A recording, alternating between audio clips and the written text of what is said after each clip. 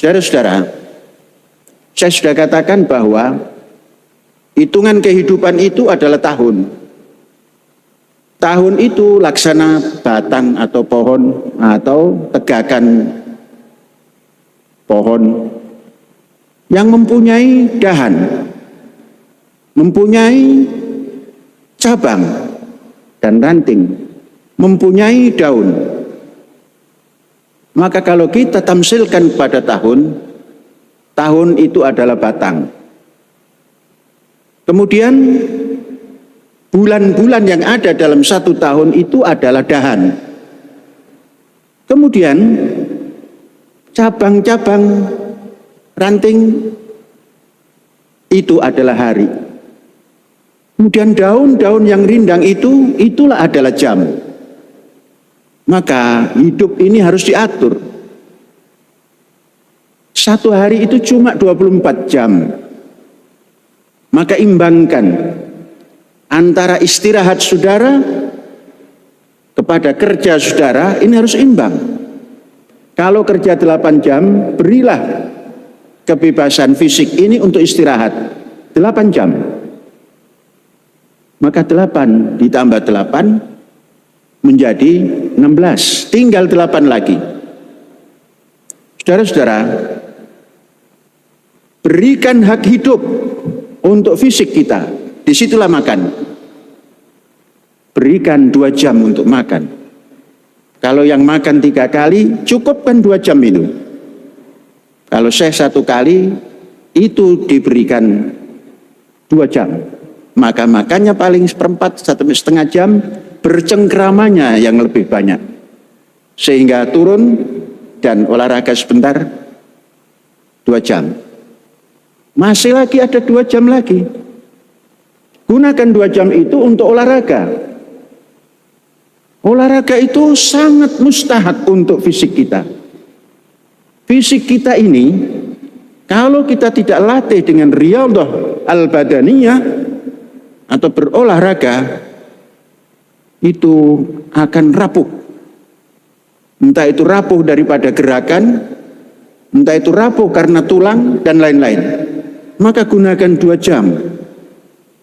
Dan tidak harus sekaligus 2 jam. Gunakan waktu sampai mencapai 2 jam. Kemudian kalau fisik sudah dilatih seperti itu, jangan berhenti. Olah jiwa, olah fikir, itulah membaca.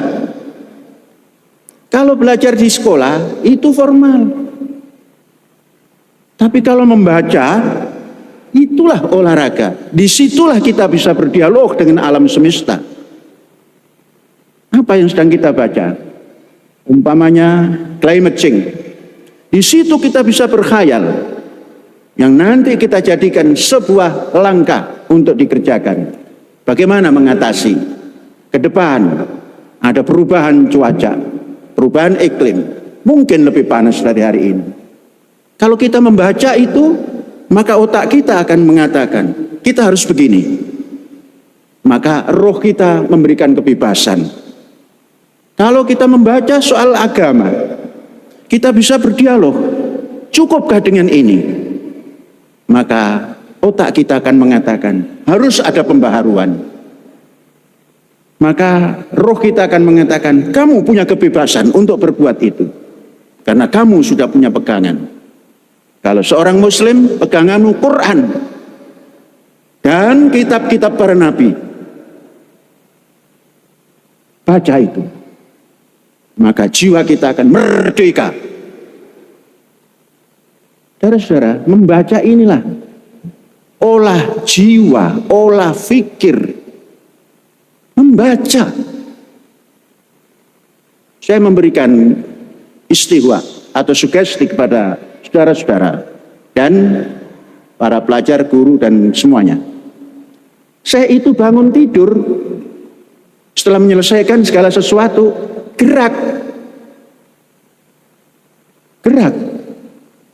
Saya menyiapkan ruangan terbuka dengan berbagai macam tanaman yang saya tanam dan saya rawat. Di situ saya duduk setelah berjalan 15 menit membaca. 1 jam, kemudian bergerak lagi 15 menit, membaca lagi setengah jam, bergerak lagi sampai terpenuhi 4 jam dan 2 jam. Jadi olahraga fisik dan olahraga jiwa dan pikir diseimbangkan. Begini saja sudah lumayan. Lumayan. Sehingga kita tidak kena ardhalul umur. Doa Kanjeng Nabi itu mengatakan, Allahumma inni a'udzubika min an uradda ila ardhalil umur. Duh Gusti, jauhkan saya daripada dikembalikan pada umur yang tidak bisa menanggapi kehidupan, alias nukib. Ini bahasa Jermannya nukib, Jerman Barat. Nanti kalau belum tahu tanya Pak Fatir, kepala aliyah itu tahu Jerman Barat itu. Kalau itu kita lakukan, insya Allah sihha badaniyah wa sihha ruhiyah wa sihha ilmiyah wa kullu syai' sihha fit tafkir. Sehat semuanya. Dan itulah yang kita katakan setelah periode pertama 25 tahun pusat pendidikan, pengembangan toleransi dan perdamaian menuju masyarakat sehat, terus cerdas, terus manusiawi. Unsur segala sesuatu itu sehat. Tidak ada orang cerdas kalau tidak sehat.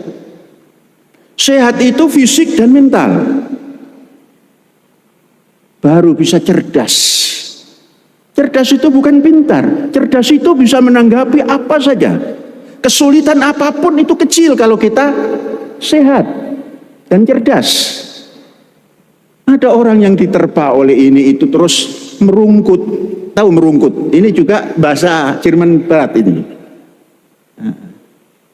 Terus wajahnya nampak seakan-akan sedih, padahal ia sedih. Tidak. Kalau orang sehat cerdas tidak ada itu.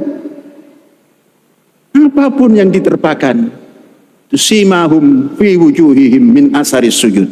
Ada bekas sujudnya. Ya cukup dengan jempol, cukup dengan senyum. Itu sehat, itu namanya, itu cerdas. Untuk apa sedih? Sedih itu tidak ada artinya. Kalau kita mengadu nasib kita kepada anak Adam atau manusia, tidak bakalan mendapatkan solusi. Seperti halnya kita meminta Rahman Rahim pada orang yang tidak memiliki Rahman Rahim. Maka sampaikan pada Tuhan, itu kebebasan roh. Tuhan akan menjawab, fa'alhamaha fujuraha wa taqwaha. Ini kehidupan. Nah, ini kita ambil manfaat dari haul proklamator Republik Indonesia. Mudah-mudahan ada manfaatnya. Hadza wallahu yarham Allahu yar'ana wa yahfazuna walhamdulillahirabbil alamin. Merdeka.